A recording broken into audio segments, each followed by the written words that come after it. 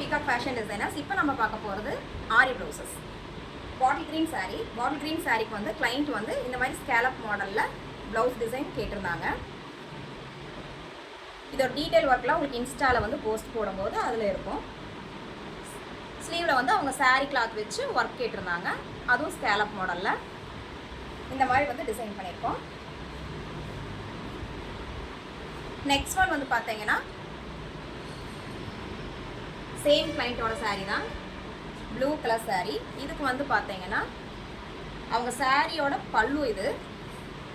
So உள்ளே வந்து blue saree. அந்த சாரியோட கிளாத் வந்து ஃப்ளீட்ஸ் மாதிரி வேணும்னு கேட்டிருந்தாங்க. இங்கே ஃப்ளீட்ஸ் கொடுத்து டபுள் பார்டர்.